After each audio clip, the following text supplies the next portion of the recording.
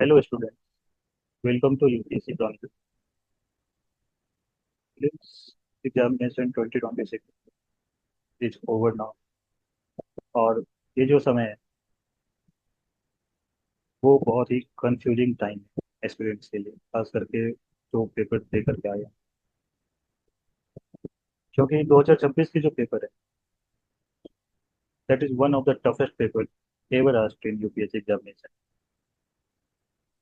However, ऐसा नहीं कहा जा सकता है कि इट वाज नॉट एक्सपेक्टेड और it was unexpected, because as you know UPSC is synonymous for uncertainty. Paper की जो फर्स्ट रिएक्शन रही थी बच्चों की,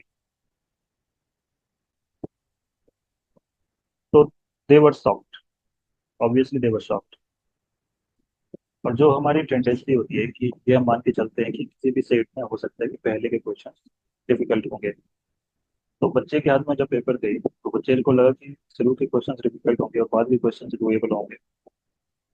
तो जब बच्चे पेज पलटा रहे हैं पेपर के, तो उनको ऐसे कोई क्वेश्चन या बहुत ही कम ऐसे क्वेश्चन भी जो देख करके लग रहे थे कि नॉलेज के बेसिस पे, प्योरली नॉलेज के बेसिस पे उन क्वेश्चन को सॉल्व किया जा सकता है।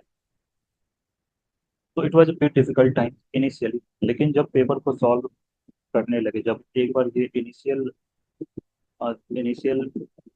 जो फीलिंग है वो सबसाइड हुई, शुरुआती चिंता, शुरुआती एंजाइटी वो सबसाइड हुई, और जब बच्चे पेपर सॉल्व करने लगे तो आगे चल करके पेपर फिर सॉल्व हो रहे थे।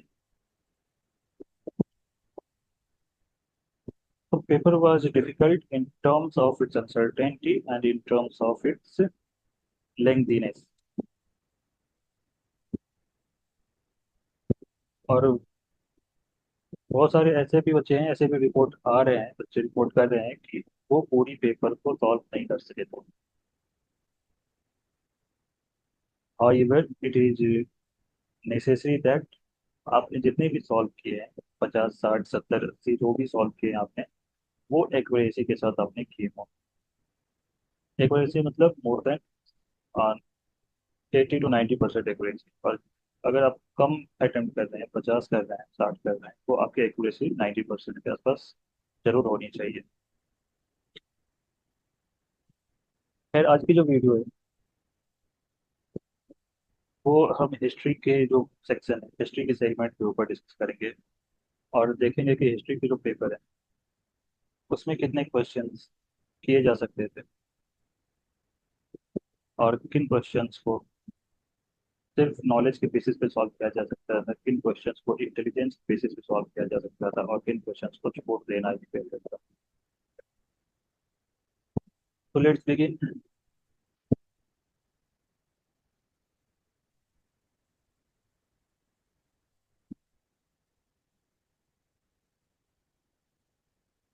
पहली क्वेश्चन है, इन द प्लाइस्टोसिन पीरियड में either the Yamuna once flowed into the Indus or the Satluj flowed into the Yamuna, and one major tributary of either had shifted from the Ganga to the Indus or vice versa। अब examination में ये जो एक बार में तो समझ में आएगी, इसकी काफी चांस है। और वो भी जब आपकी स्टेक पे लगी हुई होती है पूरे साल की मेहनत, तो you tend to make sure that you totally understand this question. और इस तरह के कई सारे क्वेश्चंस देखे गए हैं। तो ये है कि इस बार के क्वेश्चंस बहुत सारे बच्चों ने कंप्लीट नहीं किया होगा, क्वेश्चंस छूटे होंगे जरूरी। खैर, चलिए इस क्वेश्चन को सॉल्व करते हैं। और ये लिंक बनाने की मतलब के पीछे रैशनल ये समझ नहीं आती है यूपीएससी के। पेपर टफ हो ये देख के लगती है, पर लेंथी पेपर 2 घंटे में, उसमें भी आपको ओएमआर भी भरनी है, क्वेश्चन पढ़ने हैं इसके, जो भी असर्शंस वाले क्वेश्चन हैं, जो भी इन्फरेंस वाले क्वेश्चन हैं, तो इनमें टाइम लगती है। और प्लस इसमें जो आंसर्स होते हैं उसमें थोड़ी सब्जेक्टिविटी भी होती है, ऑब्जेक्टिविटी कम हो जाती है करंट वाले क्वेश्चन। तो देखो क्या होता है आगे, कहीं ये पेपर लिटिगेशन में ना चले जाए, कोर्ट में ना चले जाए। पर चलिए इस क्वेश्चन को अब सॉल्व करने की कोशिश करते हैं। क्वेश्चन कह रही है कि प्लाइस्टोसिन पीरियड में या तो यमुना इंडस में फ्लो करते थे या सतलज यमुना में फ्लो करते, और इनमें से एक टेरिटोरी या तो गंगा से इंडस शिफ्ट हो गई या इंडस से गंगा शिफ्ट हो गई। अब हमारा जो सवाल है वो कह रहा है कि इनमें से कौन सा, जो नीचे जो दिए गए हैं तीन स्टेटमेंट, इनमें से कौन सा है आधार, किस चीज का आधार है, ये जो ऊपर एसेप्शन दी गई है उनका आधार इनमें से कौन सी स्टेटमेंट से पता चलती है। तो नदी सूक्त ऑफ द ऋग्वेद, ऋग्वेद की नदी सूक्त में इस चीज का वर्णन हो तो हमें पता चल सकता है कि ये चीज सही है। पर हमें कैसे पता नदी सूक्त में उस चीज की वर्णन है, नदी सूक्त में इस चीज की वर्णन है, ये हमें पता कैसे चलेगा।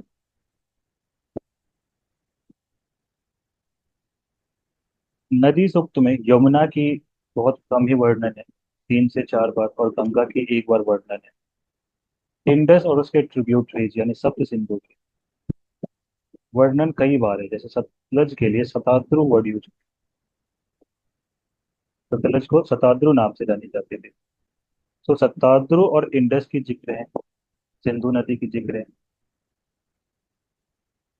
पर इनमें ट्रिब्यूटरीज की शिफ्ट हुई होगी, ये बात हमें नदी सूक्त से कैसे पता चलती है, कोई किसी हिम में लिखी हो ये बात, पर ये पता चलना हमारे लिए बहुत मुश्किल बात है, और ऐसे तैयार करना बच्चों के लिए भी काफी मुश्किल है।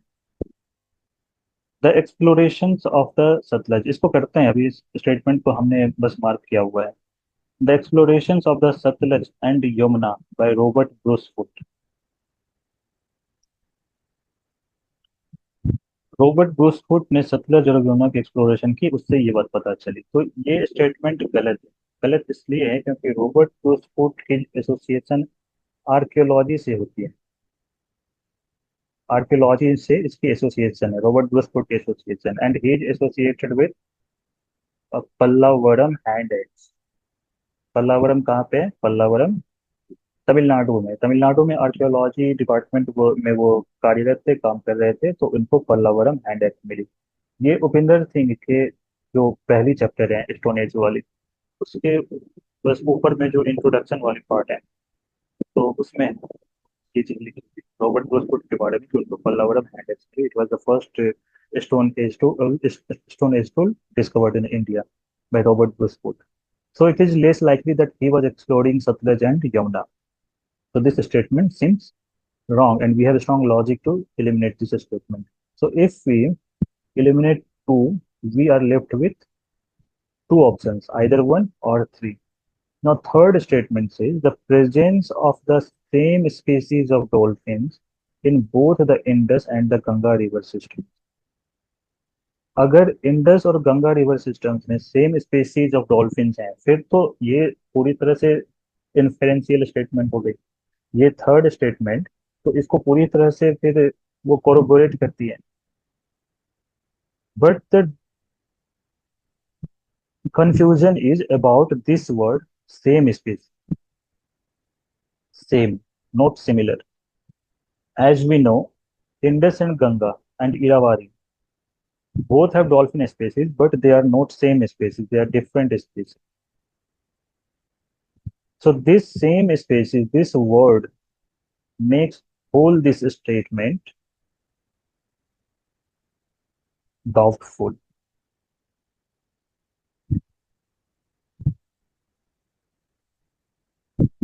But if we go with logic, then we have strong reason to believe that 3 must be the true statement. What logic I'm talking about? Let's understand. First, let's talk about Nadi Sukta of the Rig Veda, the Rigvedic texts. As we analyze Rigvedic texts, जब हम ऋग्वेदिक text को analyse करते हैं या नदी सूक्त के versus को, तो इसमें ज्यादातर हमें वो चीजें मिलती है कि जो जो वैदिक आर्यंस थे, खास करके ऋग्वेदिक आर्यंस, जिस चीज को वो देखते थे या ज्योग्राफिकल लोकेशंस, उनके बारे में वो ज्यादा डिटेल में बताते थे। जैसे ऋग्वेदिक टेक्स्ट से हमें पता चला एक मुंजा पर्वत के बारे में, जिनको बाद में हिमालय से एसोसिएट की गई, सप्त सिंधु के बारे में, जिससे हमें उनकी इनिशियल जो किस जगह पे वो रहते थे उसके बारे में जानकारी मिल सके, से हम जानकारी एक्सट्रैक्ट कर सके. But what happened in Pleistocene period, it is less likely that Nadi Sukta was Nadi Sukta must have mentioned about it. It is less likely. On the other hand, in the third statement, according to some opinions, it is possible that in the Pleistocene period or in the earlier period, जो dolphin की species रही होगी, एक common stream थी जिसमें dolphin की species रही होगी. अब जब यहाँ से ब्रांचिंग हो गई, जो भी कोई रीजन हो, चाहे कॉन्टिनेंटल ड्रिफ्ट हो या दूसरा कोई रीजन रहा हो, तो ये जो स्पीसीज, इसकी एक ब्रांच इंडस चली गई, दूसरी ब्रांच गंगा चली गई, और ये अपने अपने लोकल इन्वायरमेंट में इवॉल्व होकर के फिर दूसरे स्पीसीज बने. So if we trace the origin of these two dolphins, we will we might find that they belong to the same species. Their ancestors belong to the same species. So on this logic, we can mark this statement if we have to choose one, because we have a stronger logic to mark third statement true. However, however, the term same species still is dubious. It is still doubtful. So we will have to wait for UPSC official answer key. But for the while, we mark this statement third only as our correct answer. It's my opinion. It might change according to UPSC official answer key. I hope you understand this. See, 2 is completely wrong. So we are left with either A or C. इन्हीं दोनों में से कोई answer होगा. I am going for sorry, either A or D, and I am going for D. That is third statement only. What does an empty seat represent in early Buddhist iconography?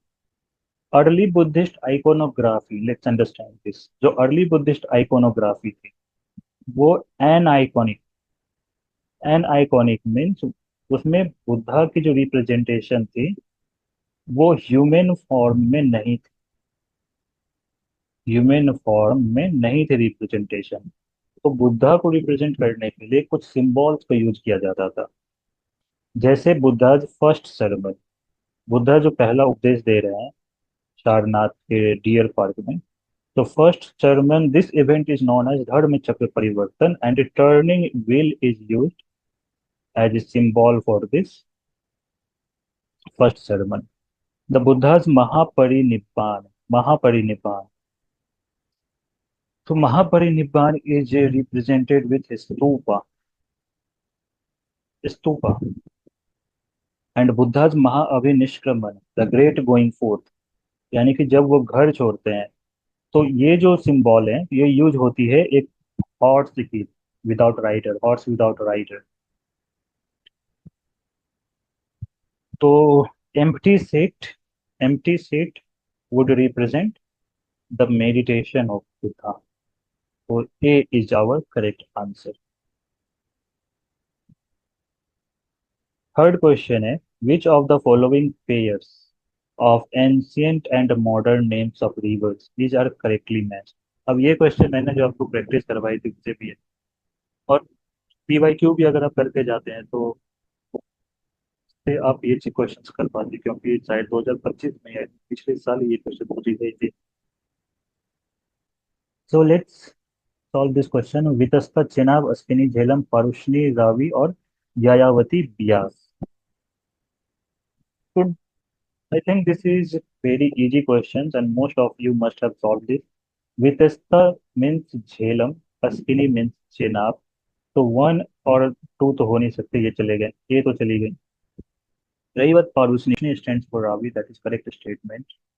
तो तीन होगी. बर चार के बारे में Yavyavati is basically unknown river.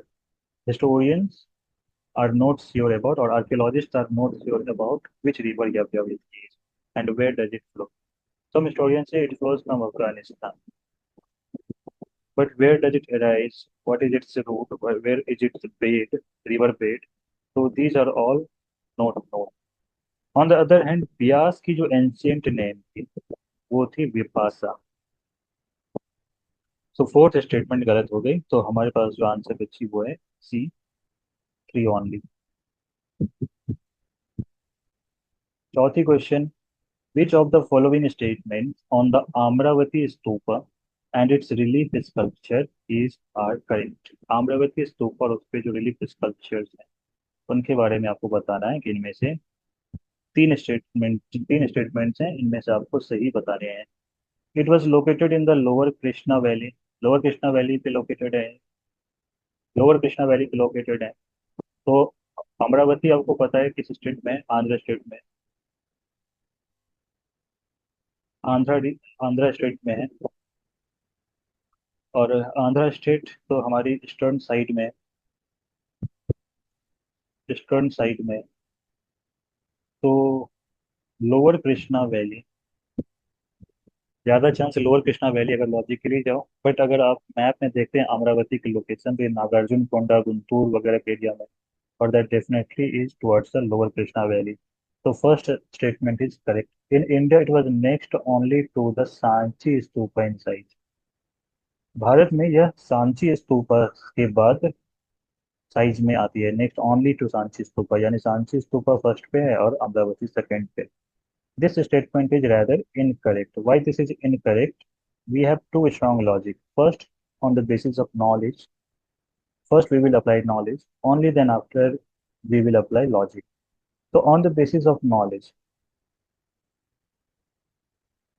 Sanchi Stupa initially was only 10 to 15 meter in dimension.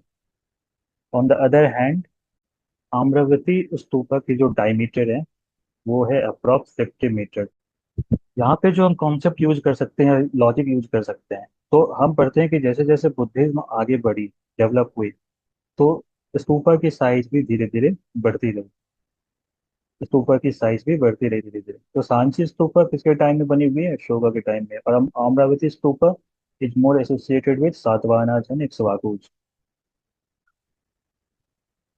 तो clearly Amaravati stupa बाद में बनी. It was also associated with Mahayana Buddhism. तो महायान बुद्धिज्म में थोड़ी बहुत एलिबोरेशन ज़्यादा है, आप देख सकते हैं. आप बुद्धिज्म की जो डेवलपमेंट आप करते होंगे तो ये सारी चीज़ें आप नोटिस भी करते होंगे, जैसे उसमें डेकोरेशन ज़्यादा है, मूर्ति पूजा फिर होती है. तो स्तूपा की साइज भी बाद की स्तूपा में बढ़ी, और क्लियरली ये फर्स्ट सेकंड सेंचुरी में बनी हुई स्तूपा है अमरावती स्तूपा. तो Amaravati stupa was bigger in size than the Sanchi stupa. तो ये स्टेटमेंट तो हमारी गलत हो गई.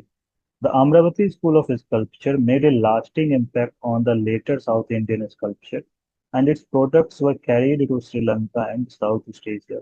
हम देखो ये थर्ड स्टेटमेंट जो है, ये इसमें आपको जरूरी नहीं है कि कहीं बुक मिले, कोई रेफरेंस बुक मिले जहाँ पे आप पढ़ के कभी करेंगे. ये थोड़ी सी भी लॉजिक सिंपल सी आप अपनी इंटेलिजेंस से भी स्टेटमेंट को समझ सकते हैं. अब चूंकि Amravati school of sculpture, Amravati art बहुत ही फेमस आर्ट है, और साउथ इंडिया में तो अमरावती आर्ट बहुत ही पॉपुलर. तो it clearly made a lasting impact on later South Indian sculpture. और चूंकि सातवाहना जो रिक्शवाकु है उसके अंडर अमरावती की डेवलपमेंट हुई, और सातवाहना क्लियरली मैरीटाइम ट्रेड पे भी बहुत ज़्यादा फोकस किया हुआ था उन्होंने. तो उसकी वजह से कल्चरल कंटेंट होती है, और ये जो आइडिया ऑफ कल्चर है, तो ये भी पार्ट ऑफ कल्चरल कॉन्टेक्ट में ही गिनी जाती है, या आप भी समझ सकते हैं इस चीज को कि इसको कल्चरल कॉन्टेक्ट में गिनी जाती है. तो इस लॉजिक से भी आप थर्ड स्टेटमेंट को सही कर सकते हैं. तो इससे हमारी आंसर क्या आ गई? आंसर आ गई 1 और 3 ऑन. और वैसे भी टू को गलत करने के बाद हमारे पास 3 और 6 चली गई, 1 और 3 ही बची थी. तो अगर फर्स्ट स्टेटमेंट हमें नहीं भी पता होती तो थर्ड स्टेटमेंट के बेसिस पे हम बी ऑप्शन पे अराइव कर सकते थे. तो क्वेश्चन तो सो फar ऐसी थी कि आप कर सकते थे इसमें, थोड़ी सी नॉलेज और थोड़ी सी इंटेलिजेंस वर्क से। अब फिफ्थ क्वेश्चन देखो, पूरी फैक्चुअल क्वेश्चन है। Which of the following pairs of kings and his dynasty is early historical Tamilakam? Early historical Tamilakam यानी कि ये आपसे संगम पीरियड के आसपास की घटना के बारे में, संगम पीरियड के आसपास की घटना के बारे में पूछते हैं। तो यहाँ पे हमारे पास किंग्स हैं और देन उनके किंगडम्स हैं। सेंगुत्तुवन इज वेरी इंपॉर्टेंट चेरा की। उदियन जेराल चोला, उदियन जेराल, यहाँ से आप देख सकते हैं कि जेराल, तो ये लॉजिक आप लगा सकते हैं कि जेराल और चेरा, तो ये चोला ना करके चेरा किंग। तो टू हमारी गलत होगी, ये स्टेटमेंट चलेगी, ये स्टेटमेंट ये चलेगी, ऑप्शन बची एक और तीन, एक तो है हमारे पास, हमारी आंसर आ गई थी। और तीसरी है नेदू जेलियान पांड्या। तो नेदू जेलियान बहुत ही फेमस पांड्या किंग हुआ करता था। इसके बारे में आप कहाँ पढ़ेंगे, इसके बारे में आप एक काव्य है, शीलपतिकरम। शीलपतिकरम, शीलपतिकरम में एक स्टोरी है कोवलन, और जिसकी वाइफ होती है कनगी। तो कनगी के पास एक एंकलेट होती है, ज्वेल एंकलेट होती है। तो वो ज्वेल एंकलेट वो कोवलन को दे देती है। कोवलन शहर जाता है, शहर जाने के बाद ये इसकी, इसने किसी को दिया था, आई थिंक वो मछुआरा था या नाविक था जो, तो उसने वो एंकलेट बेच दी थी।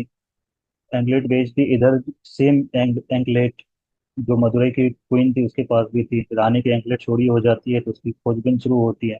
उसके बेसिस पे कोवलन को आ, कुछ ऐसे एपिसोड्स होती हैं, कोवलन को कोर्ट बुलाया जाता है। कोवलन वहाँ पे जो राजा होता है, यही राजा होता है नेंदुम जेलियन। इसने एग्जीक्यूशन की ऑर्डर दे देती है कोवलन की वहाँ पे। कोवलन को वहाँ पे मार दिया जाता है। फिर कनगी की एंट्री होती है। कनगी फिर मदुरई किंगडम को, पूरे राजा को और पूरी मदुरई किंगडम को ही, पांड्यन किंगडम को अपनी कर्ज देती है। और ये कर्ज माना जाता है कि आज भी उस एरिया में, उस रीजन में इस कनगी की कर्ज अभी भी चलती है। फिर पत्नी कल्ट वगैरह भी चलती है, जिसके बारे में हम हिस्ट्री जब पढ़ेंगे तो वहाँ पे इसके बारे में डिटेल्ड में तरीके से पढ़ेंगे। तो यहाँ पे बस एक रेफरेंस दे रहा हूँ कि दिया मैंने, एक स्टोरी के थ्रू आप इस आंसर पे पहुंच सकते हैं, फिर थर्ड स्टेटमेंट पे को आप सही मान सकते हैं। तो इसकी आंसर हो गई हमारी ठीक। Question number 6, which of the following factors contributed to the formation of Forward Bloc by Subhash Chandra Bose in 1939। 1939 में सुभाष चंद्र बोस ने फॉरवर्ड ब्लॉक बनाई। और ये forward block was initially within Congress fold, but later Subhash Chandra Bose was expelled from Congress।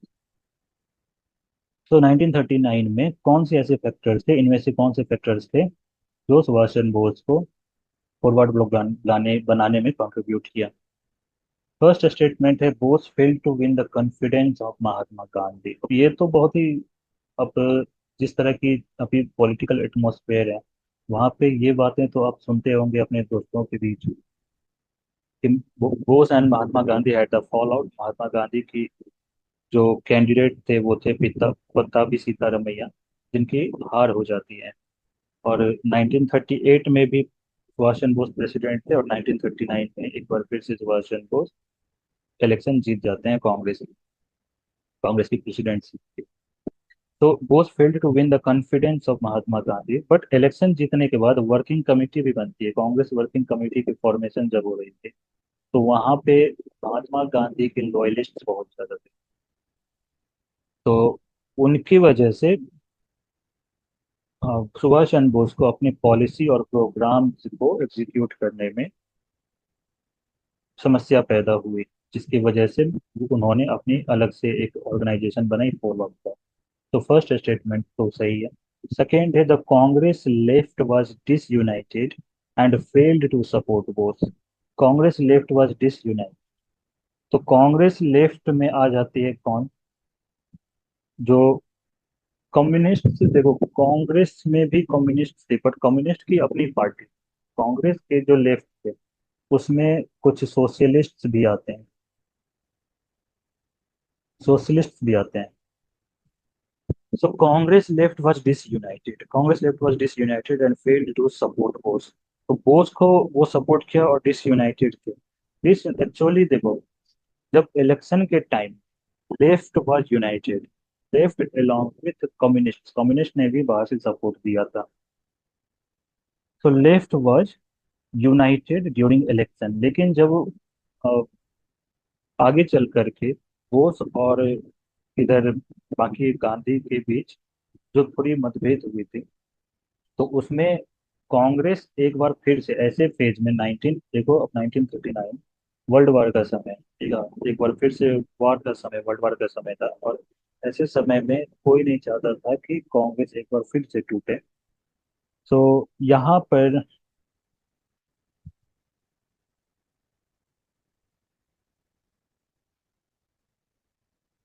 M N Roy, ये जो fourth option देख रहे हैं, तो एम एन रॉय और जयप्रकाश नारायण जैसे सोशलिस्ट लीडर ने महात्मा गांधी को सपोर्ट किया, कांग्रेस यूनिटी को सपोर्ट किया, रेदर देन सपोर्टिंग बोस।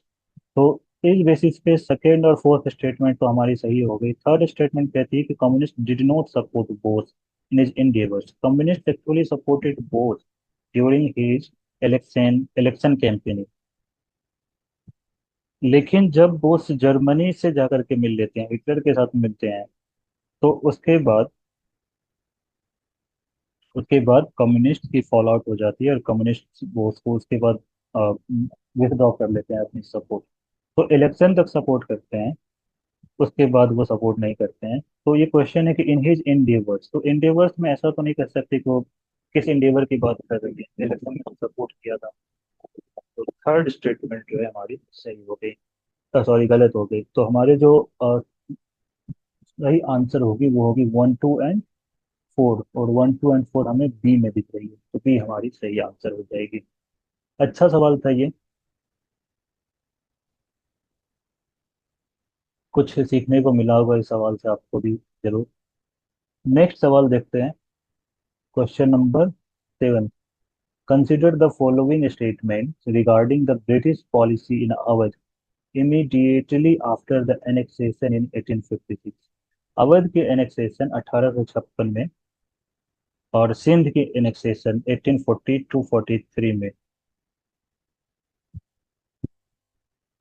ये दोनों एनेक्सेशन ब्रिटिश के लिए बहुत ही मोरली क्वेश्चनेबल थे ब्रिटिश की।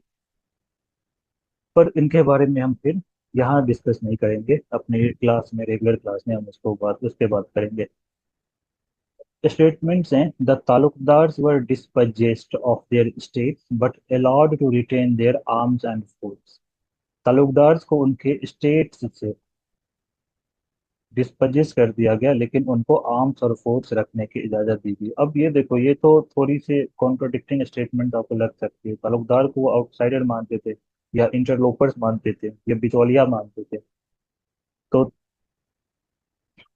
और ये बात हो रही 1856 की। तो यहाँ पे मैं आपको एक लॉजिक बताऊंगा, एक कॉन्सेप्ट भी बताऊंगा, जिससे आप इस चीज को समझ सकते थे कि यहाँ पे क्यों तालुकदार को वो बीच से हटा रहे थे, जबकि जमींदारी सिस्टम में वो जमींदार को एक इंटरमीडिएट के रूप में यूज कर रहे थे। तालुकदार को स्टेट से डिस्पजेस कर दिया, लेकिन उनको अपने आर्म्स और फोर्स रखने दिए। पर ऐसा वो क्यों करेंगे, खास करके जब अवध एक बॉइलिंग पॉइंट बनी हुई थी। तो तालुकदार को डिसअपोज किया और आर्म्स और फोर्स भी उसके छीन लिए, कई फोर्स को तो उन्होंने उड़ा भी दिया था। तो फर्स्ट स्टेटमेंट गलत है। सेकंड है, a summary revenue settlement was made in 1856 assuming that the talukdars were outsiders। और तीसरी स्टेटमेंट है, the British believed in taking revenue directly from the peasants by removing the talukdars, by removing the talukdars। अब देखो, अब दो और तीन statement आपस में कितने कोहेरेंट हैं। सेकेंड स्टेटमेंट कह रही है कि एक दूसरी रेवेन्यू सेटलमेंट हुई अवध में, जिसमें तालुकदार को आउटसाइडर माना गया, और तीसरी स्टेटमेंट कहती है कि तालुकदार को बीच से हटाया गया और पीजेंट्स के साथ डायरेक्ट सेटलमेंट की गई। तो दूसरी और तीसरी स्टेटमेंट तो आपस में सुसंगत है, तो जहाँ पे दो और तीन दिखे और एक नहीं दिखे, वो आपको सही कर देना है। तो यहाँ पे आपको ज्यादा नॉलेज की भी जरूरत नहीं थी, बस स्टेटमेंट्स की कोहेरेंस की जो कॉन्सेप्ट मैंने आपको बताई हुई है, ऑप्शंस को एलिमिनेट करने के स्ट्रेटजी में, उससे भी आप इस स्टेटमेंट को सॉल्व कर सकते थे। और वैसे भी मैंने आपको बताया कि ताल्लुकदार को वो बिचौलिया मानते थे।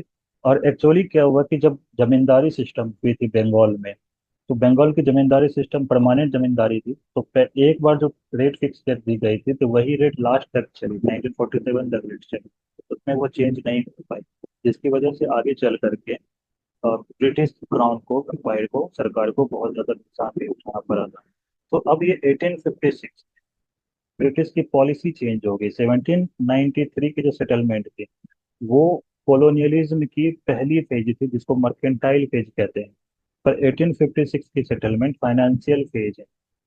यहाँ पे वो बीच में कोई भी बिचौलिए को वो एक्सेप्ट नहीं करेंगे। अब देखो ना कि जब रैयतवाड़ी और मालवाड़ी सेटलमेंट हुई, तो वो या तो किसानों से हुई या ग्रुप ऑफ रेसिडेंट से, ग्रुप ऑफ किसानों से। वो बिचौलिए उसमें नहीं आए, बिचौलियों को उसमें जगह नहीं दी। तो यहाँ पे वही चीज है, जब 1856 में फिर से सेटलमेंट होगी। इनफैक्ट मैं आपको बताऊं कि अगर बंगाल में भी 1856 में सेटलमेंट होती, तो वहां से वो जमींदार को हटा देते, क्योंकि उनको वहां से रेवेन्यू की लॉस हो गई। तो that makes second and third statement correct, और ए हमारी हो जाएगी सही आंसर। तो ये भी एक अच्छी क्वेश्चन थी। आई होप आपको इससे भी कुछ सीखने को मिला।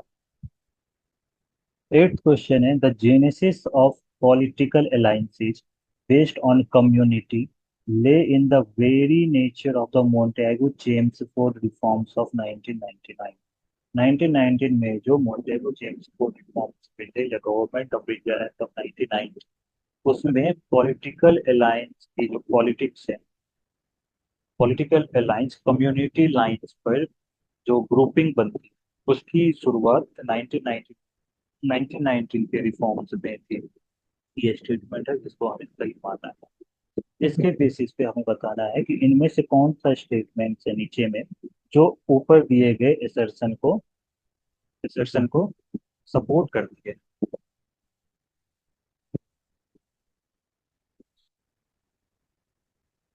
Reforms retained and extended the principle of separate electorate. Reforms separate electorate के प्रिंसिपल को रिटेन करती है और एक्सटेंड भी करती है। तो ये स्टेटमेंट तो सही है। 1909 में पहली बार सेपरेट इलेक्टोरेट लाई गई मुस्लिम्स के लिए।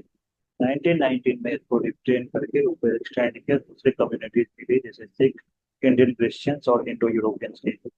तो फर्स्ट स्टेटमेंट सही, फर्स्ट स्टेटमेंट सही है, लेकिन क्या ये स्टेटमेंट इस चीज को जस्टिफाई कर रही है, ये बता रहा है। तो देखो सेपरेट इलेक्टोरेट से हुआ क्या, जब कम्युनिटीज को कम्युनिटी लाइंस पे इलेक्टोरेट दी गई, तो एक तो इलेक्टोरल पॉलिटिक्स यहाँ पे उसने कम्युनिटी के लाइंस के बेसिस पे कर दी। अब जो लीडर्स हैं जो इलेक्शन लड़ रहे हैं, वो अपने कम्युनिटी को मोबिलाइज कर रही है, ताकि वो इलेक्शन में उनको वोट दे, उनके रिप्रेजेंटेशन हो जा करके, असेंबली में उनकी रिप्रेजेंटेशन है। तो this statement supports this assertion। Second statement है, separate electorates were supposed to counter Indian nationalism which was going stronger. तो निश्चित रूप से ये 1919 का दौर था, बहुत ही वोलाटाइल दौर था इंडियन पॉलिटिक्स के लिए, और इंडियन पॉलिटिक्स यहाँ पे आकर के बहुत काफी रेडिकलाइज हो गई। अब इसमें हम कई तरह की बातें देखते हैं, जैसे एक्सट्रीमिस्ट में देखते हैं, एक्सट्रीमिस्ट की असर्टिवनेस शुरुआत में बढ़ जाती है, बाद में होम रूल मूवमेंट आती है, रॉलेट सत्याग्रह आ जाती है, मास एजिटेशन होती है, और मास मुस्लिम होती है वर्ल्ड वार की वजह से, सभी तबका सारी सभी लोग प्रभावित होते हैं। तो ऐसे में नेशनलिज्म यहाँ पे ब्रीड कर रही है, ग्रो हो रही है और काफी मजबूत हो रही है। इसी पीरियड में हम कांग्रेस की जो एक्सट्रीमिस्ट और मॉडरेट्स के बीच हम वापस से साठगांठ देखते हैं, फिर कांग्रेस और मुस्लिम लीग के बीच नजदीकी देखते हैं, खिलाफत आंदोलन देखते हैं, तो सभी इसी समय की घटना है। तो ऐसे में जब नेशनलिस्ट बहुत ज्यादा स्ट्रांग हो रही थी, तो ब्रिटिश की ये पॉलिसी थी सेपरेट एफर्ट ला करके कम्युनिटी के बेसिस पे कंपटीशन करा करके कम्युनिटीज को एक दूसरे से अलग कर दिया जाए। तो स्ट्रॉन्ग नेशनलिज्म को कमजोर करने के लिए सेपरेट इलेक्टोरेट की मैकेनिज्म लाई गई थी। It was devised in such a way to divide Indians on the basis of community, and this also marks the beginning of political alliances based on community lines. तो second भी सही है, first भी सही है। थर्ड है deprived classes rallied around the favours inherent in electoral. तो यहाँ पे आपको ध्यान देना है कि डिप्राइव्ड क्लास को इस समय सेपरेट इलेक्टोरेट नहीं मिलती। डिप्राइव्ड क्लास के लिए सेपरेट इलेक्टोरेट की प्रोविजन थी 1932 की कम्युनल रिवॉर्ड, आपको याद होगी। रैम से मैकडोनल्ड लाइफ लेकर के आई थी कम्युनल रिवॉर्ड। इसमें सेपरेट इलेक्टोरेट की देने की प्रोविजन, लेकिन सेपरेट इलेक्टोरेट डिमांड कर रहे थे ट्राइब क्लासेस और उनके लीडर।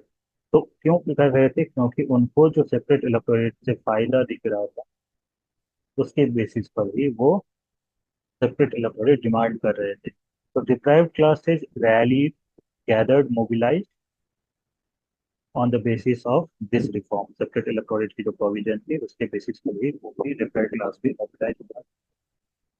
तो third statement is again correct. तो इसमें हमारी जो सही आंसर हो जाएगी वो 1.3, तीनों ही सही आंसर है।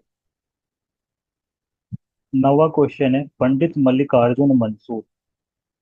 आई बेट कि आप में से किसी ने भी इनका नाम नहीं सुना होगा। पंडित मल्लिकार्जुन मंसूर मैंने भी नहीं सुना था इससे पहले। The famous classical singer from Karnataka. Karnataka में रहने वाले जो लोग होंगे और जिनका शास्त्रीय संगीत से थोड़ी दिलचस्पी होगी, वो जरूर सुनते होंगे इनका नाम। पर हमने नॉर्मली हम नहीं सुनते हैं ये सब नाम। ऊपर से ये किस घराना से बिलोंग करते हैं, तो this was the impossible question, you should have lift this question right away. इसकी जो सही आंसर है डी। एक बार ये पिछले साल न्यूज में आई थी, क्योंकि इनके इंस्टीट्यूशन से धारवाड़ में, कर्नाटक में ही है। उन उस इंस्टीट्यूशन को कुछ ग्रांट्स वगैरह दी गई थी, या इन्होंने इस इंस्टीट्यूशन ने ग्रांट डिमांड की होगी। तो एक बार वो न्यूज में आई। तो उसके अलावा ये ना, ये पर्सनैलिटी ना इससे रिलेटेड कोई भी न्यूज हमें पिछले साल देखने को मिली। सही आंसर है जयपुर अतरौली घराना। और इस क्वेश्चन को आपको और खींच जाना था, छोड़ना ही था, कुछ आप कर नहीं सकते थे। In which one among the following state does the term kshetra patni mistress of the field originate. ये क्वेश्चन है डिफिकल्ट क्वेश्चन, मैं इसको मानता हूँ। Kshetra patni mistress of the field, क्षेत्रपति की रेफरेंस तो हमें मिलती है। कहाँ से मिलती है क्षेत्रपति की रेफरेंस? हमें ऋग्वेद से। बट क्षेत्रपत्नी, क्षेत्र पत्नी की रेफरेंस ऐसा है, कोई सोर्स, एक सोर्स तो कहती है कि ये अथर्ववेद में चित्र पत्नी के बारे में दी गई है। तो अथर्ववेद में क्षेत्र पत्नी की रेफरेंस मिलती है। लेकिन अगर माने तो एक अष्टाध्यायी में भी, अष्टाध्यायी में कुछ किसी सोर्स के मुताबिक अष्टाध्यायी में पहली बार क्षेत्र पत्नी की रेफरेंस मिलती है। ओरिजिनेट किसने? तो अथर्ववेद में, निश्चित अथर्ववेद और अष्टाध्यायी से पहले के टेक्स्ट है। तो अथर्ववेद में ही क्षेत्र पत्नी की रेफरेंस ओरिजिनेट मानी जानी चाहिए। तो B should be the correct answer. However, we have to wait for UPSC answer key, what UPSC understands, either B or C, but most likely B should be the correct answer.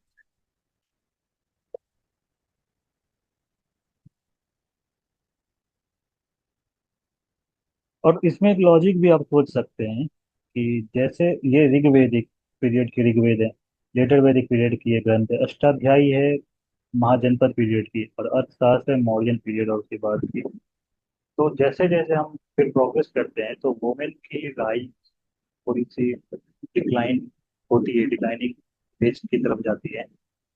तो उस basis पे भी हम समझ सकते हैं कि जहाँ क्षेत्र पत्नी है, ये कुछ एसोसिएशन है, ऑनरशिप है लैंड की किसी वोमेन की।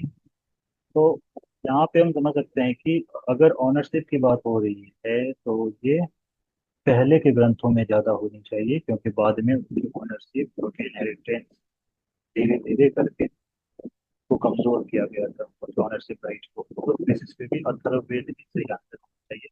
फिर भी हमें यूपीएससी के आंसर की बात की वेट करनी पड़ेगी। विच one of the following Carnatic music. अब म्यूजिक वाले क्वेश्चंस किए जा सकते हैं, पर इस तरह के पर्टिकुलर क्वेश्चन जैसे सिमिलर टू राग बिलावल, म्यूजिक में भी कौन सी राग किससे मिलती है?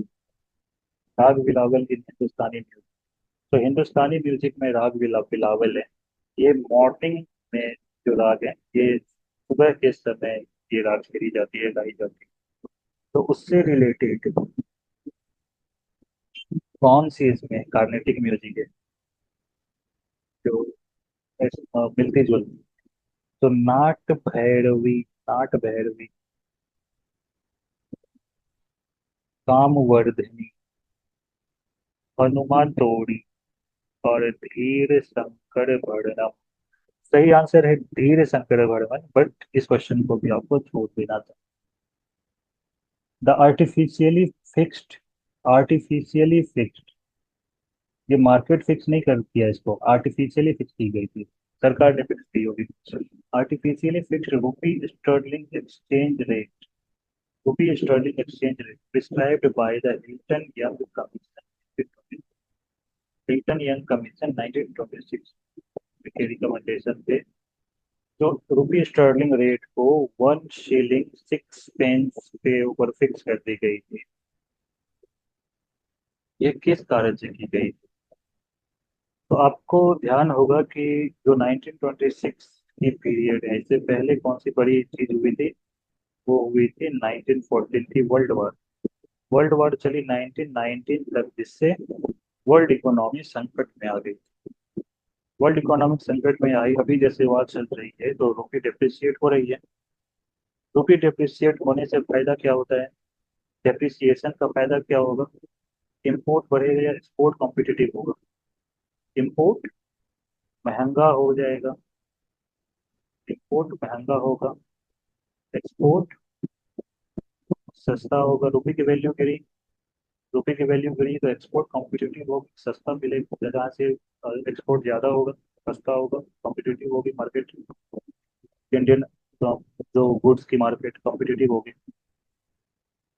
तो इंपोर्ट क्या हो रही है? British manufactured goods.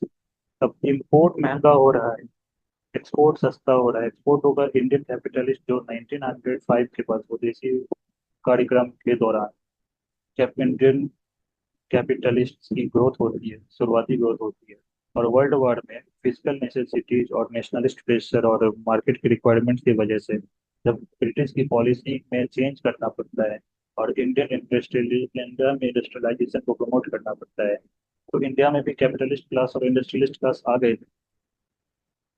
अब इंडिया के जो कैपिटलिस्ट क्लास हैं वो एक्सपोर्ट चाह रहे हैं और इंपोर्ट भी चाहते हैं सस्ता हो, पर इंपोर्ट तो महंगा हो रही है। एक्सपोर्ट को वो क्या कर रहे हैं? एक्सपोर्ट को वो क्या कर रहे हैं? आर्टिफिशियली उन्होंने हाइयर रेट पे फिक्स कर दिया। अब हाइयर रेट पे फिक्स कर दिया, मार्केट रेट वो डिमांड कर रहे थे कि 1 शिलिंग 4 पेंस की मार्केट रेट के हिसाब से इंडियन जो करेंसी को फिक्स किया जाना चाहिए था। लेकिन उन्होंने हाइयर रेट पे कर दिया, जिसकी वजह से जो इंडिया की एक्सपोर्ट है उसमें दिक्कत आई। और दूसरी, मार्केट पैसे की जो वैल्यू को उन्होंने बढ़ा दिया आर्टिफिशियली, तो वो उससे क्या बढ़ेगी? क्रेडिट वर्दिनेस, यानी कि अब आपकी करेंसी ज़्यादा स्टेबल लग रही है तो आपको आसानी से लोन मिल सकता है। और दूसरी बात कि यहाँ से फ्लो ऑफ रेमिटेंस भी आसान होनी चाहिए, जो आपको पता होगा कि एज होम चार्जेस यहाँ से रेमिटेंसेस जाते थे, मेजर उसमें से होम चार्जेस थे। फ्लो ऑफ रेमिटेंसेस में मेजर शेयर होम चार्जेस की हुआ करते थे। तो ये जो है हमारी सही आंसर है। अगर आपको ये सब नहीं भी पता है और लॉजिक से भी जाएंगे, तो थोड़ा सा यहाँ पे आप लॉजिक लगाएंगे तो बाकी स्टेटमेंट्स को भी आप एलिमिनेट कर सकते थे। इंडियन इंपोर्टर्स को सपोर्ट देना, इंपोर्ट तो आप महंगा कर रहे हैं, तो सिंपल इकोनॉमी के लॉजिक से बी को हम एलिमिनेट कर सकते थे। Encouraging export, encouraging export of cotton produce from India. ये स्टेटमेंट हो सकता है कि आप इसको सही समझ बैठते हैं, पर इसके पीछे की लॉजिक ये है कि आपको ये समझना है कि ब्रिटिश कभी भी जानबूझकर इनकरेज नहीं करेंगे किसी चीज को इंडिया में फंस। अगर इंडिया में इंडस्ट्रियलाइजेशन आई तो वो मजबूरी थी, क्योंकि वर्ल्ड वार के बाद डिफेंस एक्सपेंडिचर ज्यादा बढ़ी, इंडस्ट्रीज भी डिक्लाइन, तो मजबूरी थी कि इंडिया में इंडस्ट्रियलाइजेशन करना था। उससे पहले उन्होंने इंडस्ट्रियलाइजेशन का आई तक नहीं किया था। यहाँ तक कि जब रेलवे बन रही थी तो ट्रैक्स, इंजन्स, लोकोमोटिव्स वो सभी बाहर से भी मंगाते थे, इंडिया में डेवलप नहीं किया उन्होंने। जबकि अगर रेलवे बनती है तो बाकी इंडस्ट्रीज, स्टील आयरन वगैरह इंडस्ट्रीज को डेवलप होने ही चाहिए थे कहीं लोकल में, बट वो भी वो बाहर से मंगाते। तो इंडस्ट्रियलाइजेशन वो चाहते नहीं थे, वो इनकरेज क्या ही करेंगे इंडिया के लिए। दूसरी बात कि आपको जब भी इस तरह के क्वेश्चंस में दुविधा हो, आप एक बात हमेशा गांठ बांध लो कि ब्रिटिश अगर मुस्कुराएंगे भी तो वो अपने ही इंटरेस्ट के लिए, अपने ही हित में मुस्कुराएंगे। फोर्थ स्टेटमेंट है, तो ये थर्ड स्टेटमेंट को भी हम गलत कर सकते थे, इनकरेजिंग एक्सपोर्ट। अनइंटेंशनली हो गई अलग बात है, इनकरेज वो नहीं कर रहे थे। Preventing depreciation of the rupee in terms of gold, gold के साथ तो रुपी जुड़ी हुई नहीं थी उस तरह। ये दो स्टेटमेंट वैसे भी गलत है। तो ये हमारी सही स्टेटमेंट, इस बेसिस पे आप एग्री पहुंच सकते थे, सही आंसर तक पहुंच सकते थे। क्वेश्चन नंबर 13 है, Pali text contain the first definite references to points कहा पाना निखा कामसा काका निका। The literary evidence from Pali texts is corroborated by archaeological evidence of Panchmark points from many sites, most of them made of silver. ये जो कहपाना है ना, कहपाना, ये punch mark silver के बने, पंचमार्क पॉइंट्स सिल्वर के बने हुए पंचमार्क पॉइंट्स कहपान कहते थे। तो ये दो स्टेटमेंट्स, अब दो स्टेटमेंट तो आपको सही मानना है क्योंकि क्वेश्चन की फॉर्मेट ही ऐसी है। तो ऐसा करके तो क्वेश्चन तो आपके लिए आसान कर दिया, सी सेट क्वेश्चन बना दिया आपके लिए। The above statements have been associated with which of the following? Emergence of urban life, transition to money economy. Urban life की इमरजेंस कह रही है, ये नहीं कह रही कि पूरी की पूरी अर्बन सेंटर्स डेवलप होने लगे, पर इमरजेंस को तो आपको मेरिट देना पड़ेगा इस स्टेटमेंट को, इमरजेंस तो मान ही सकते हो ना कम से कम, क्योंकि इतनी करेंसीज है और ये कह रहा है कि कई सारे साइट्स थे, most of them made of silver. तो कहाँ गाँव में आप ऐसी व्यवस्था देखोगे, आप शहर ये लाइफ इमरजेंस। और ट्रांजिशन टू मनी इकोनॉमी, ये पैसे की बात हो रही है, मनी की ही बात हो रही है। First definite references to points की बात हो रही है, तो ये मनी इकोनॉमी की ट्रांजिशन है। इससे पहले जो आप देखते हैं, इससे पहले आप लोग देखते हैं वैदिक पीरियड में और लेटर वैदिक पीरियड में, तो वहाँ पे बार्टर सिस्टम चलती थी, गिफ्ट एक्सचेंज सिस्टम चलती थी। मनी इकोनॉमी बुद्धा पीरियड या महादेव पीरियड में ही आकर के शुरू हुई। तो ये दोनों ही स्टेटमेंट्स को सेटिस्फाई कर रही है। तो सी हो जाएगी हमारी correct answer, both 1 and 2। Easy थी ये क्वेश्चन। तो हिस्ट्री में अभी तक एक आर्ट एंड कल्चर वाले जो दो क्वेश्चन थे, म्यूजिक वाली और एक वो क्षेत्र पत्नी वाली, और ये एक क्लासिकल सिंगर कर्नाटक का मल्लिकार्जुन मंसूर वाले, तो यही तीन क्वेश्चन बहुत ही मुश्किल क्वेश्चन थे जो आप छोड़ सकते थे, अदरवाइज सभी क्वेश्चन आप कहीं ना कहीं अटेम्प्ट कर ही सकते थे। Which of the following temples has or have a Nagara style shikhara. Nagara style shikhara, Nagara style आपको पता है कि मंदिर की टेम्पल कंस्ट्रक्शन में दो शैली, एक नगर स्टाइल, एक द्रविडियन स्टाइल है। तो नगर स्टाइल नॉर्थ इंडिया में ज्यादा पॉपुलर है, द्रविडियन स्टाइल साउथ इंडिया में पॉपुलर है। वहीं जो दक्कन वाली रीजन आती है, दक्कन रीजन में वेसारा स्टाइल ज्यादा फेमस है, और वेसारा स्टाइल में नगर और द्रविडियन स्टाइल दोनों की कोलेबोरेशन आपको देखने को मिलती है। तो मेजरली यही तीन कैटेगरीज हैं टेम्पल कंस्ट्रक्शन में। अब नगर स्टाइल शिखर, शिखर होती है जो मंदिर की जो टॉप पार्ट होती है, इस तरह से जब देखते हैं, ये नगर स्टाइल है। जो नॉर्थ इंडिया के टेम्पल सब देखेंगे ये नगर स्टाइल है। साउथ इंडिया में मेजरली आपको जो स्ट्रक्चरल ऐसी स्टाइल देखते हैं शिखर की, स्ट्रक्चरल टेम्पल्स वगैरह में, तो वो शिखर द्रविडियन स्टाइल है। तो मलिगिट्टी शिवालय बदामी, चालुक्यास की कैपिटल थी बदामी। अर्ली चालुक्यास पल्लवा, अर्ली चालुक्यास की कैपिटल थी ऐहोल। कोची टेम्पल ऐहोल। दशावतार टेम्पल देवगढ़, ये तो आपको पता है कि गुप्ता पीरियड में बनी थी दशावतार टेम्पल देवगढ़, झांसी के पास है। तो ये तो नॉर्थ इंडिया की ही डोमिनेंस थी इसमें कम्प्लीटली, शिखर नगर स्टाइल में। और विरूपक्ष टेम्पल पता था कल, तो विरूपक्ष टेम्पल लोपा महादेवी, ये सब आपने पढ़ा होगा चालुक्य किंगडम में। तो डी तो नहीं हो सकती, फोर नहीं हो सकती, तो फोर को होगी, और फोर नहीं होगी और थ्री होगी। तो ऐसी ऑप्शन हमारे पास कौन सी, बी और सी ही बचती है। तो इसमें अब उच्ची मल्ली गोडी टेम्पल, सी के बारे में, थर्ड के बारे में तो आपको पता है, सबको लगभग पता होती है, द साउथ टेम्पल नगर शैली में बनी हुई है। उच्ची मल्ली गोडी टेम्पल एहोल, तो एहोल हालांकि कर्नाटका में ही है, पर यहाँ पे वेसर स्टाइल ज्यादा शुरुआती फेज में पॉपुलर थी, वेसर स्टाइल। तो हो सकता है कि ऐसे में थर्ड वाले भी उच्ची मल्ली गुडी टेम्पल में भी जो टेम्पल वो ऊपर वाली पोर्शन है वो नगर स्टाइल में हो सकती है। तो for now 2 and 3 is the right answer, should be the right answer. But again, for this question as well, we have to wait for UPSC official answer. So I'm marking B as correct answer, but some sources say only three should be the correct answer. So again, यहाँ पे भी confusion है।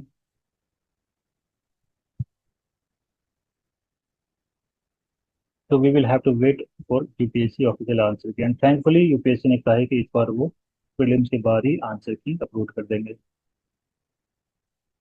15th, among the four main forms of existence of life, four main forms of existence of life recognized in Jainism, which one of the following is not included? ये जो forms of existence of life है, इसको कहते थे Jainism में गति। यानी कि गति है कि अपने कर्म के बेसिस पे आप किस स्टेज में, किस फॉर्म में आपकी पुनर्जन्म हो रही है, यानी कि रीबर्थ इन विच फॉर्म, किस फॉर्म में आपकी रीबर्थ हो रही है on the basis of your कर्म। तो ये जो रीबर्थ वाली स्टेज है, यानी कि जैसे आप अच्छा कर्म करेंगे तो आपको अच्छी स्टेज मिलेगी, अच्छी गति मिलेगी। तो इस तरह से चार गति हुआ करती थी। एक थी देव गति, यानी कि सेलेस्टियल बीइंग वाली। जैनिज्म में गॉड की कॉन्सेप्ट है। Jain do not outrightly reject the existence of God, but gods और celestial beings, gods are not the creator of the world, जैसा हम हिंदुइज्म में देखते हैं। Gods are just the celestial beings जो लाइफ और डेथ के चक्र से मुक्त नहीं हुए। तो देव Jain place gods below Jina और Mahavira, and dog and sorry God's are the celestial being जो reside in the top most tier, that is devagati, celestial level. तो देवगति इज वन सच। मनुष्य गति, मनुष्य रूप में एग्जिस्टेंस लेते हैं। ये तो आप लॉजिकली भी देख सकते हैं कि जैन भी अपने कम्युनिटी में देखते होंगे ना कि मनुष्य हैं, लोग हैं, और मनुष्य के फॉर्म में एग्जिस्टेंस है, लाइफ में आ रहे हैं, तो वो तो नॉर्मल सी बात है। एनिमल्स और प्लांट्स को भी वो देखते ही होंगे अपने आसपास। तो ये दोनों तो आप आसानी से सही कर सकते थे। रही बात देव और यक्ष वाली, तो आप कहीं ना कहीं ये स्टेटमेंट पढ़ते हैं कि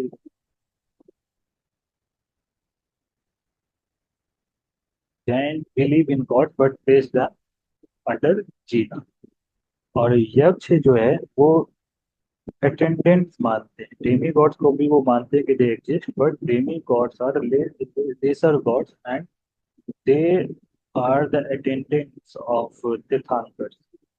तो यक्ष को वो as a subset of deva कह सकते हैं, बट जो यक्ष को वो एक सेपरेट एग्जिस्टेंस नहीं मानते हैं, सेपरेट एग्जिस्टेंस ऑफ लाइफ नहीं मानते। मतलब ऐसा नहीं कहते हैं कि कोई मर के फिर से दोबारा जन्म होगा तो वो यक्ष के फॉर्म में जन्म, ऐसा नहीं कहते।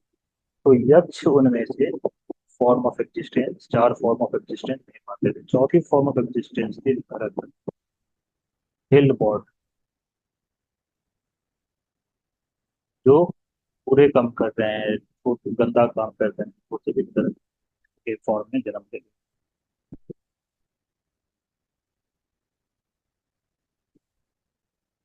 15 की हो गई, क्या सही आंसर है हमारी? 15th की बी,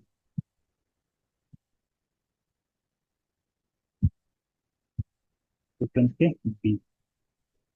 16th, हल्ली सलस्य painting in the Bagh caves represents, हल्ली सलस्य पेंटिंग शायद आपने इसका नाम भी नहीं सुना होगा, पर बाघ केव्स का नाम सुना होगा। तो जब मैंने आपको बताया था कि बाघ केव और एलोरा केव या अजंता के केव में डिफरेंस आपको बताया था, तो आपको ये चीज मैंने बताई थी कि बाघ केव इज मोर सेक्युलर थीम। बाघ केव में सेक्युलर थीम की डोमिनेंस है। वहीं अजंता एलोरा में आप रिलीजियस थीम ज्यादा देखते हैं। तो सेक्युलर थीम एक आपके पास हिंट थी इस क्वेश्चन को करने की। और देखो यहाँ पे Buddha in meditative pose, depiction of Shiva and Parvati, Samudra Manthan, ये सभी रिलीजियस थी।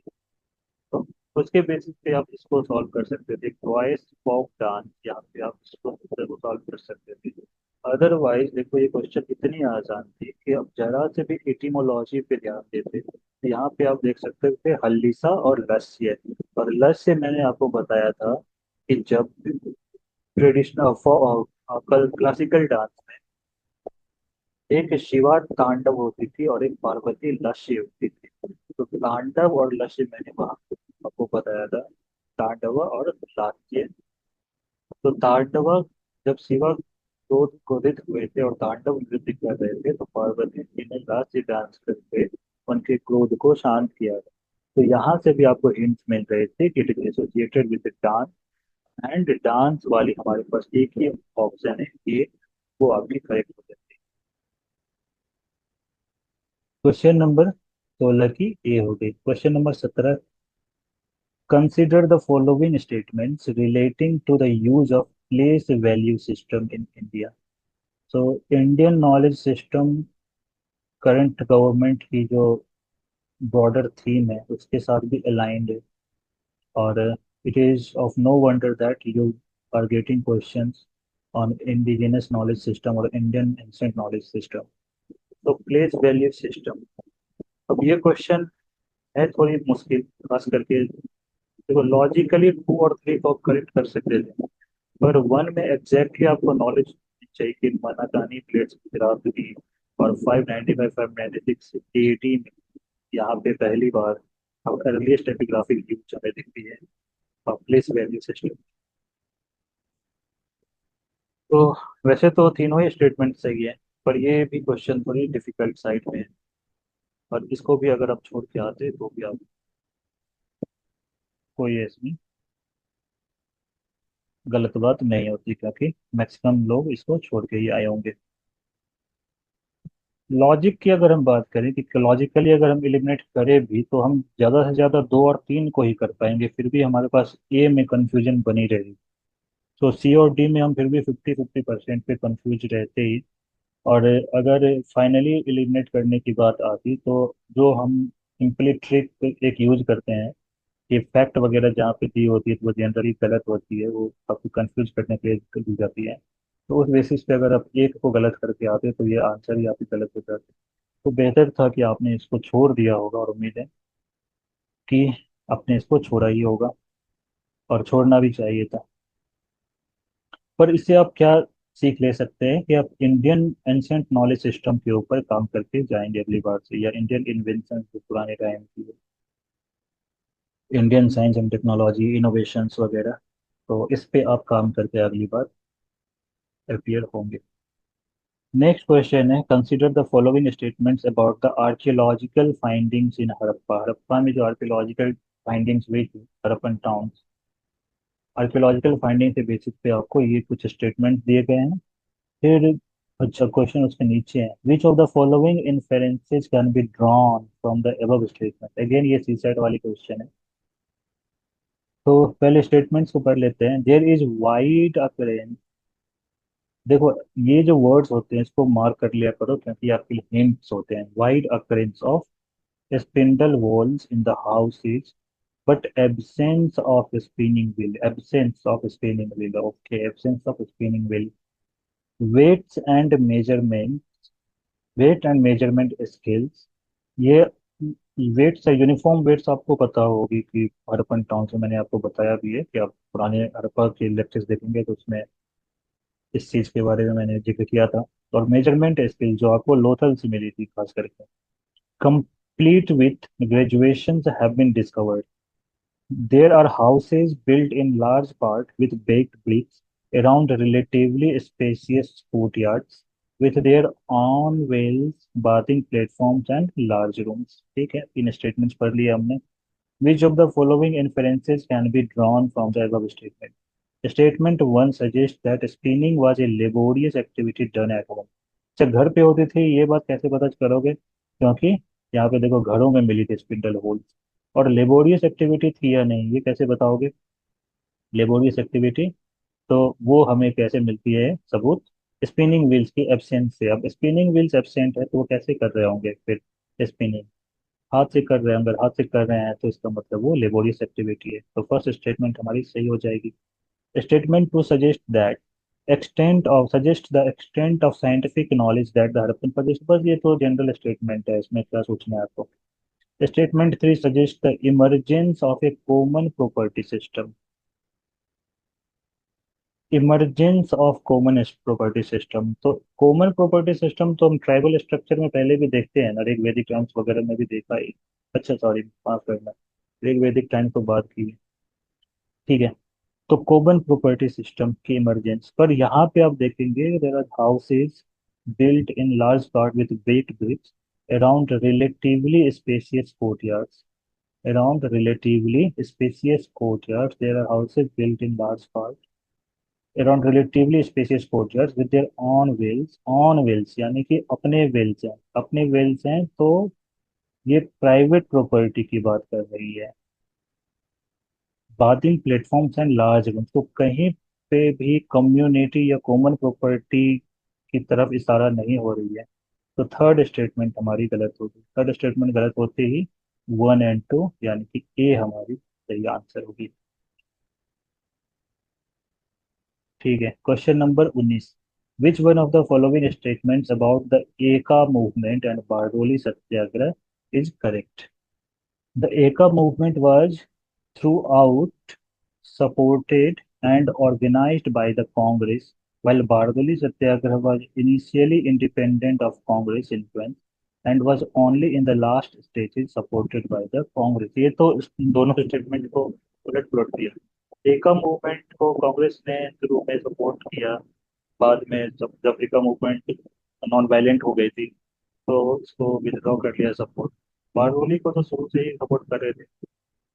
गुजरात में जो प्रोविंशियल कांग्रेस कमेटी थी और जो लोकल कांग्रेस कमेटी थी, तो गुजरात में जो इसकी लीडरशिप वो सरदार वल्लभ भाई पटेल ही कर रहे थे. तो इट वाज शुरू से ही बारडोली सत्याग्रह. और बारडोली तो एक आइडियल मतलब टर्फ थी गांधी के सत्याग्रह की. और नॉन कोऑपरेशन मूवमेंट जब चल रही थी तो वहां पे जो उन्होंने सिविल डिसोबीडियंस लॉन्च करने की बात कही थी, तो वो बारडोली से ही कर रहे थे.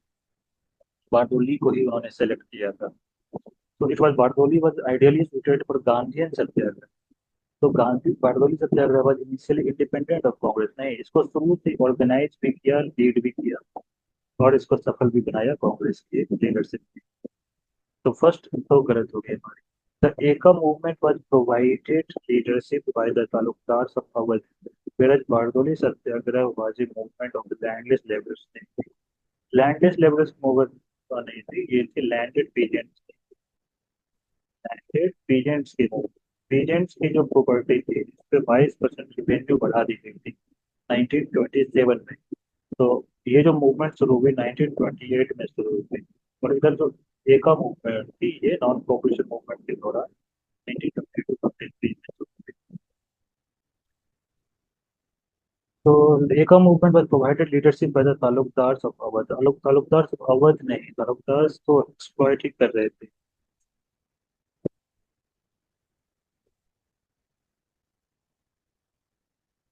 तो सेकेंड स्टेटमेंट भी तो हमारी गलती हो गई. थर्ड स्टेटमेंट है the Bardoli Satyagraha was A campaign against the enhancement of land revenue. ये मैंने आपको बताया था कि 22% लैंड रेवेन्यू को स्पेंड कर दी गई थी. और जब इन्होंने नो टैक्स कैंपेन शुरू की यहाँ पे तो उनके जमीन को भी कॉन्फिस्केट कर लिया गया था, जब्त कर लिया गया था. वहीं एकम movement was A protest against excessive extraction of land. उसके against. जैसे इसमें ये नहीं थे कि लैंड देने से मना कर रहे थे, एक्स्ट्रा रेंट देने से मना कर रहे थे। तो it was a protest against extra rent and Eka movement was initially non violent and it was not cooperation in it, but later जो कि विलेज एरियाज में थी तो वो वहाँ पे मासेज को, और जो कि अवध में, अवध में जो कास्ट स्ट्रक्चर थी वो भी हेट्रोजीनस कास्ट स्ट्रक्चर थी, तो वहाँ पे वो इस तरह की डिसिप्लिन बनानी थोड़ी मुश्किल हो गई थी, कंट्रोल में, लोगों को कंट्रोल में लेना मुश्किल हो गया था। इसलिए चाहे गोरखपुर वाली घटना हो, जो चौरी चौरा वाली घटना, या यहाँ पे अवध में ही जो घटना हुई नॉन कॉपरेशन मूवमेंट के दौरान, जो शुरू में बाबा रामचंद्र ने पीजेंट मिलिटेंसी को ऑर्गेनाइज किया और इसको बाद में यूपी के किसान सभा ने उसको लीडरशिप दी, ऑर्गेनाइज किया, मूवमेंट चलाई, तो वो सारी घटना यहाँ पे नॉन वायलेंट घटना हो गई थी। एका मूवमेंट भी चली शुरू में, लेकिन वो भी आगे चल करके नॉन वायलेंट हो गई। तो थर्ड स्टेटमेंट हमारी सही हो जाती है। ये इन्फॉर्मेशन मैं आपको देता हूँ क्योंकि इससे जो है ना आपको एक हॉलिस्टिक चीज तैयार होगी। जैसे पिछले बार आप देखेंगे 2025 में सवाल पूछे थे नॉन कोऑपरेशन मूवमेंट के ऊपर, तो नॉन कोऑपरेशन मूवमेंट से जब एक स्टेटमेंट थी कि इट वाज टू बी, मतलब it was to be launch in stages, शुरू में नॉन कोऑपरेट करेंगे, बाइकआउट करेंगे, और जो फाइनल स्टेज है कि वहाँ पे सिविल डिसोबीडियंस लॉन्च कर देंगे। तो वो जो सिविल डिसोबीडियंस लॉन्च किया गांधी जी ने बाद, मतलब कर तो नहीं पाए, पर बारडोली को उन्होंने डिक्लेयर किया था कि यहाँ से हम सिविल डिसोबीडियंस लॉन्च करेंगे। तो बारडोली की हो सकता है कि इंस्पिरेशन एग्जामिनर को वहां से मिल गई हो। तो मैं चाहता हूँ कि ये इंस्पिरेशन भी आपको, इस तरह से जब मैं चीज़ों को हॉलिस्टिक वे में डिस्कस करता हूँ, कुछ और इवेंट्स बताता हूँ साथ में, तो उससे आप कनेक्ट कर सकते हैं अपने तैयारी को आने वाले एग्जाम्स के लिए बेहतर बनाने के लिए। थर्ड स्टेटमेंट हमारी सही होगी, तो सी आंसर है। फोर्थ स्टेटमेंट को देख लेते हैं। The Eka movement was located in Varanasi and Mirzapur districts of the present day UP, while the Bardoli Satyagraha took place in Saurashtra. Bardoli Satyagraha कहाँ हुई थी? बारडोली में हुई थी, सोनभद्र डिस्ट्रिक्ट में। और एका मूवमेंट वाराणसी मिर्जापुर में नहीं थी, ये बेसिकली अवध के नॉर्दर्न पार्ट में हुई थी। ये थी हरदोई जिला। हरदोई जिला, हरदोई आपने सुना होगा, हरदोई में, हरदोई सीतापुर, और एक फेमस थी, मतलब इसके आसपास के रीजन है अभी, मतलब ध्यान में बिल्कुल भी मेरे अभी माइंड से स्लिप कर गई है वो, याद आते ही आपको बताता हूँ। पर ये अवध रीजन में हुई थी, ये तो लिखे हुए है ना अवध रीजन में, तालुकदार सब अवध वाली में। अच्छा, तो ये अवध के नॉर्दर्न पार्ट में हुई थी। तो हरदोई, सीतापुर, और और चलो एक बार देख लूंगा, आप भी देख लेना इसमें। पर डी जो है हमारी गलत हो जाएगी, तो सी एक सही स्टेटमेंट है, C is the correct answer. Question number 20, consider the following statements about Rig Vedic period. तो ये दो स्टेटमेंट्स हैं और क्वेश्चन क्या है? Which of the following information, अच्छा, ओके, फिर से वैसी सेट। तो irrigation from wells allowed agriculture to expand away from floodplains and stripped on river margins into the present Punjab and Haryana plains, having underground water level reasonably close to the surface. Drought animal power was employed to draw water out of it। तो ये तो statement सही है, इनको सही मान करके हमें देखना है कि इनमें से कौन से स्टेटमेंट ऊपर वाले को जस्टिफाई करते हैं, सपोर्ट करते हैं। There is evidence in the Rig Veda of the use of Ashma Chakra stone pulley wheel and Ahava strapped wooden pails to draw up water। तो ऋग्वेद में एविडेंस है अश्व चक्र के स्टोन पुली व्हील और स्ट्रैप्ड वुडन पेल्स की water को draw करने के लिए। तो इससे क्या हो रहा है? इससे इरिगेशन में इरिगेशन की फैसिलिटी इससे हो रही, इरिगेशन इससे आसान हो रहा है। और इसको खींचेगा कौन? स्टोन पुली है, और इसको वाटर को ड्रॉ करने के लिए तो लोग भी कर सकते हैं, पर ब्रॉड एनिमल्स को भी वाटर को बिल से निकालने के लिए यूज किया जा सकता है। तो ये जो फर्स्ट स्टेटमेंट है ये दोनों को सपोर्ट कर रहा है। Mention has been made in the Rig Veda the use of implements like parachute Orissa और एक्स, दत्तरा, श्रेणी और सिक्कल। सो एक्स यानी कुल्हाड़ी और सिक्कल, सिक्कल दो चीज हार्वेस्टिंग के काम आती है। सिक्कल हार्वेस्टिंग के काम आती है और एक्स कुल्हाड़ी एक फॉरेस्ट क्लियरेंस, फॉरेस्ट कटिंग के काम आती है। तो इस ये तो कल्टीवेशन से रिलेटेड है, फॉरेस्ट क्लियरेंस से रिलेटेड। इरिगेशन वाली इसमें कोई भी चीज स्पष्ट नहीं है, तो सेकंड तो नहीं होगा। There is a history of the use of ox even before the Rig Veda for flowing the land according to the। तो ऋग्वेद से पहले ऑक्स की रेफरेंस हिस्ट्री है ही है। और ऑक्स की हिस्ट्री रही तो ऑक्स डॉट एनिमल भी है। ये हमसे ऐसा नहीं कह रहे कि हमें सही सही बताओ, ये तो हमें कह रहे हैं कि सपोर्ट करती है कि नहीं करती है। तो थर्ड भी जो लॉजिकली तो सपोर्ट करती है कि अगर ऑक्स की यूज हो रही है तो ऑक्स का यूज किया जाता होगा, ऋग्वेदिक पीरियड से पहले यूज हो रही थी, ऋग्वेदिक पीरियड में भी यूज हो रही होगी। तो we can infer from this statement also. तो हमारी वन और थ्री सही हो गई इसमें।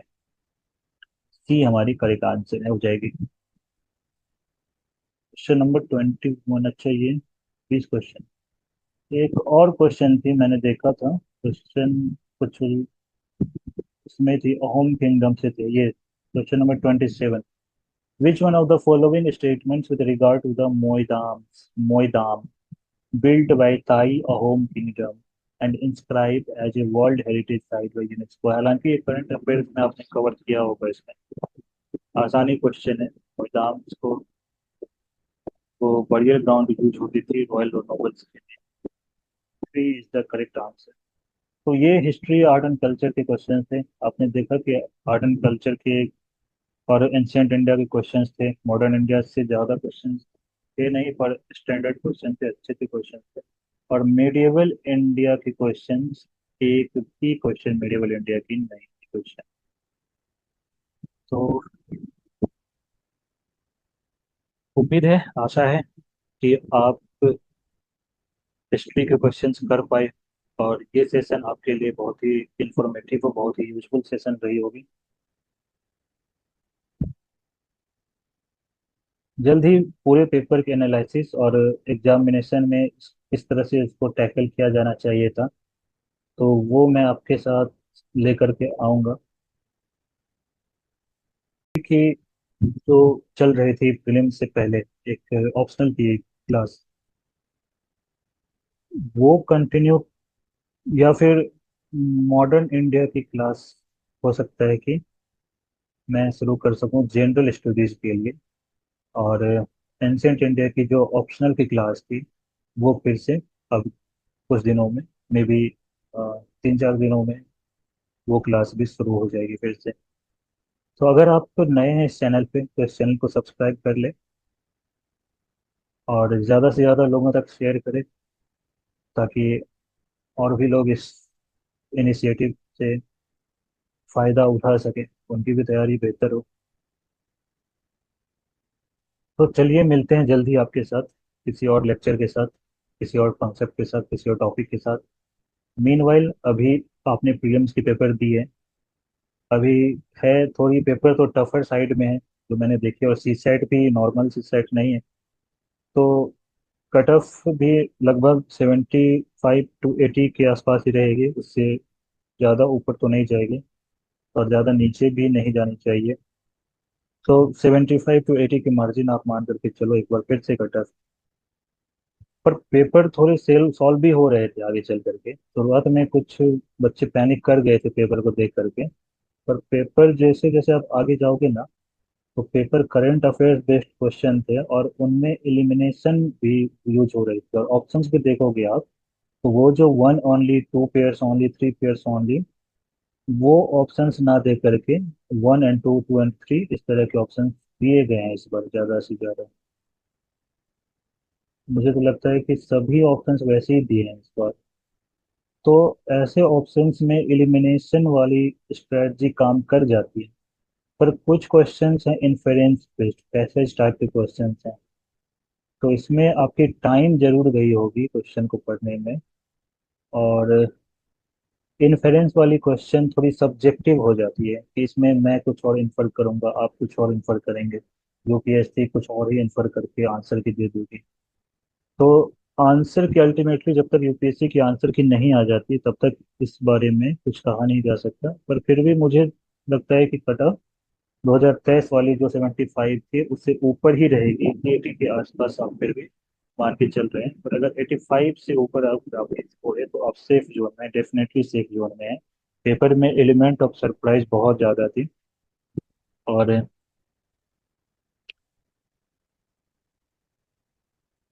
और तो क्या ही अभी तो और क्या बोलूँ इसमें, बाकी बात हम करेंगे अपने नेक्स्ट वीडियो में, पेपर वाली जब डिस्कस करेंगे वीडियो।